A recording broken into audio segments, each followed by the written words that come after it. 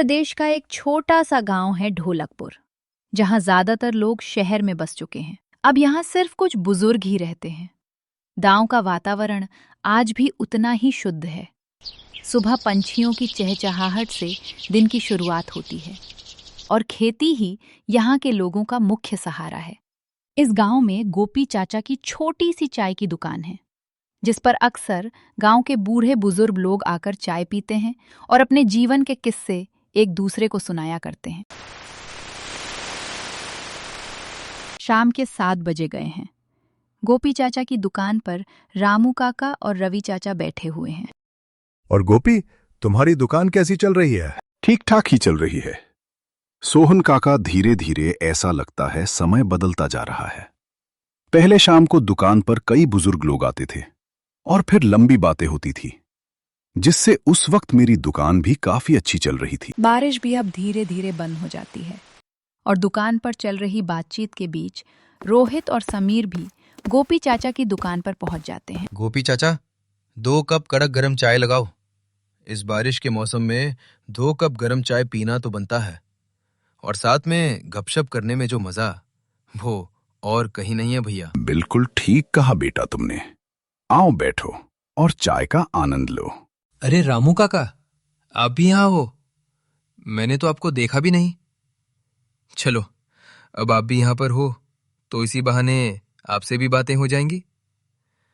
और रवि काका, आपका काम धंधा कैसा चल रहा है? अरे बेटा, क्या बताऊं, इस बारिश ने तो सभी का हाल बेहाल कर रखा है।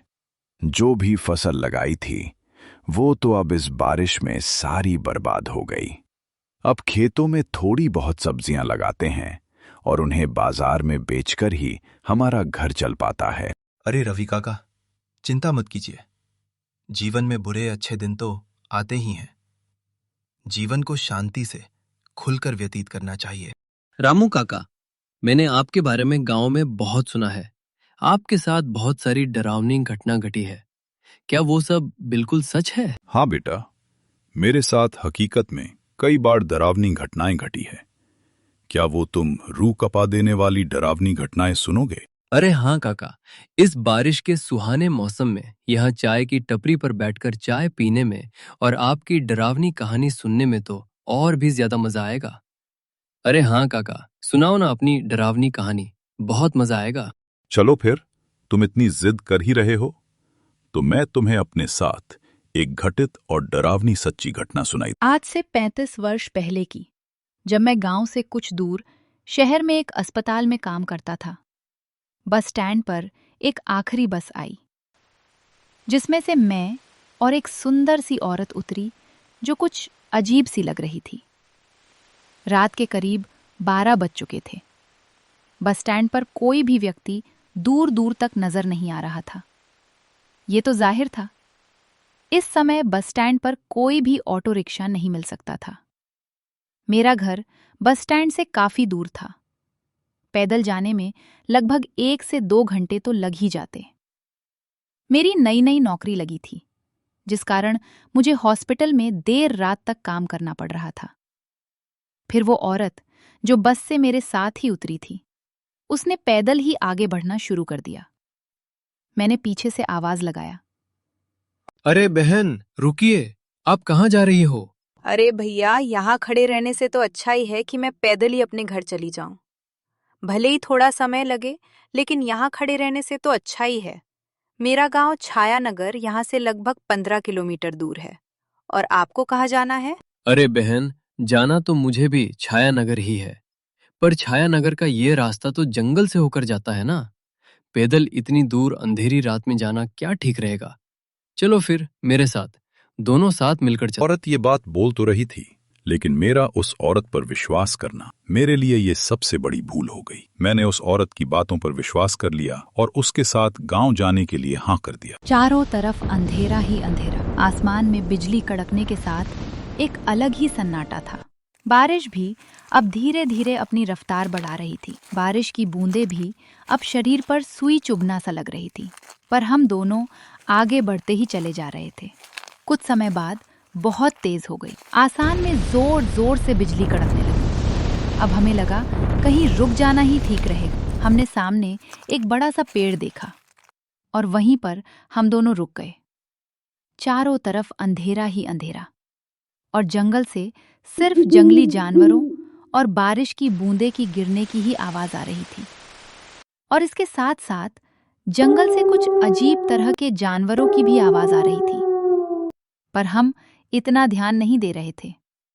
बस हमें इंतजार था कि किसी तरह बारिश धीमी हो जाए या फिर रुक जाए। वैसे बहन, आपने बताया नहीं आपका क्या नाम है और आप कहाँ से आ रही हो? थोड़ी देर तक वो औरत शांत रहती है और फिर बोलती है, क्या करोगे भैया आप जानकर? कौन सा इस सफर के बाद हमें दोबारा मिलना है मतलब? भैया मैं तो शहर की हूँ, किसी काम से यहाँ गांव आई हूँ। कुछ समय बाद मैं यहाँ से चली जाऊंगी। अब इतने कम समय के लिए मुलाकात करने से क्या फायदा, क्या मतलब? ठीक है, मत बताओ, पर ये तो बता ही सकती हो तुम यहाँ किस काम के लिए आई हो? मैं यहाँ से किसी को साथ ले जाने आई हूँ। अच्छा ठीक है। लगभग आधा घंटे बाद बारिश भी शांत हो चुकी थी। हम दोनों फिर से आगे बढ़ने लगे। ये रास्ता घनघोर जंगल और कच्चे रास्तों का था। गांव वालों का कहना था कि इस रास्ते पर रात को जो भी व्यक्ति पैदल आता है अक्सर वो गांव तक नहीं पहुंच पाता। अब इसके पीछे का राज तो मुझे भी नहीं पता था। बारिश पड़ने के कारण जंगल में काफी ठंडी ठंडी हवाएं चल रही थी और पैदल चलने में भी काफी मजा आ रहा था। लेकिन जंगल से आने वाली जंगली जानवरों की आवाज कहीं न कहीं मुझे भयभीत सा कर रही थी। ये औरत भी मुझे कुछ अजीब सी लग रही थी, क्योंकि ये ना ही मुझे अपना पता बताना चाहती थी और ना ही ये मुझसे बातें करना चाहती थी। ये सिर्फ मेरे साथ सिर्फ आगे बढ़ता ही चला जा रहा था। इसे मानो बिल्कुल भी डर न लग रहा हो। पर मैंने भी उस पर इतना ध्यान नहीं दिया और मैं भी उसके साथ आगे बढ़ता रहा। तभी हमें सामने एक बोर्ड दिखता है जिस पर लिखा था, अगर आ गए हो तो लौट कर मत जाना और अगर जा रहे हो तो वापस मत आना। मुझे ये पढ़ने के बाद कुछ समझ नहीं आया और मैंने उस औरत से पूछा, अरे बहन, इस बोर्ड पर क्या लिखा है? क्या तुम कुछ समझ पा रहे हो? मुझे तो कुछ समझ नहीं आ रहा। चलो छोड़ो, हमें आगे बढ़ना चाहिए। काफी रात भी चुकी है। ज्यादा वक्त बर्बाद करना हमारे लिए सही नहीं। हाँ बहन, आप ठीक कह रही हो। फिर से हम दोनों आगे बढ़ने लगे। जंगल से कभी भेड़िए की आवाज तो कभी उल्लू की आवाज लगातार आ रही थी। बारिश रुकने का नाम ही नहीं ले रही थी, बल्कि इस बारिश ने तो हद ही पार कर दी। बारिश बहुत तेज पड़ने लगी। हम दोनों भाग भाग कर जल्दी से कुटिया के पास पहुंचे, जो कि बिल्कुल सुनसान पड़ी थी। उसमें कोई नहीं था, लेकिन हमने अंदर जाना उचित नहीं समझा, इसलिए हम दोनों बाहर ही खड़े रहकर बारिश रुकने का इंतजार करते रहे। थोड़ी देर बाद ही जंगल से अजीब अजीब आवाजें आने लगी, कभी किसी औरत के होने की तो कभी किसी बच्चे के रोने की। मुझे ये आवाज सुनकर काफी डर लगने लगा और मैंने उस औरत से बोला, अरे बहन, क्या ये सब आवाजें सुनी तुमने? आवाज तो सुनाई दी मुझे भी। लगता है कोई जरूरी मुसीबत में है। बहन, इतनी रात को कौन औरत यहाँ जंगल में आई होगी? चलकर देखते हैं, क्या पता वो मुसीबत में हो, इसीलिए रो रही हो। फिर मैं और वो औरत दोनों आगे बढ़े। बारिश अभी भी लगातार पड़ रही थी। कुछ समय किसी की पायल की आवाज भी आने लगी। हम दोनों धीरे धीरे उस आवाज का पीछा करने लगे। चारों ओर जंगली जानवरों की आवाज और काला अंधेरा और बिजली की आवाज के साथ साथ ये सभी आवाजें सुनाई दे रहा था। मुझे कुछ ठीक नहीं लग रहा था। मैंने उस औरत से कहा, अरे बहन, मुझे ये सब कुछ ठीक नहीं लग रहा। कुछ देर तक उस व्यक्ति का कोई भी जवाब नहीं आया, पर जब मैंने पीछे मुड़कर देखा तो वो औरत कहीं नहीं थी। ये देखकर तो मेरी रूह कांप गई। मुझे बहुत डर लगने लगा। अब वो पायल की आवाज और उस औरत के रोने की आवाज और जोर जोर से आने लगी। फिर मैं वहां एक पल भी नहीं रुका और अपने गांव की ओर बढ़ने लगा। अब वो सारी आवाजें शांत हो चुकी थीं। मैं अपने तेज कदमों से ही आगे बढ़ता जा रहा था। तभी मुझे सामने फिर से वही अजीब बोर्ड दिखता है जो कि मुझे शुरुआत में दिखा था। मैं ये देखने के बाद अचंभित रह गया, क्योंकि जो बोर्ड जंगल की शुरुआत में था वो जंगल के इतने अंदर आने के बाद दोबारा कैसे आ गया। मुझे अब सच में बहुत डर लगने लगा था। थोड़ी देर बाद फिर से उस औरत की रोने की आवाज आने लगती है। मुझे लग रहा था कोई मेरा नाम लेकर पुकार रहा हो। जब मैं उस आवाज के नजदीक गया तो देखा कि कोई औरत पेड़ के नीचे खड़ी थी। ठीक से वो दिखाई नहीं पड़ रहा था। जब मैं और नजदीक गया तो देखा वो वही औरत थी जो मेरे साथ थी।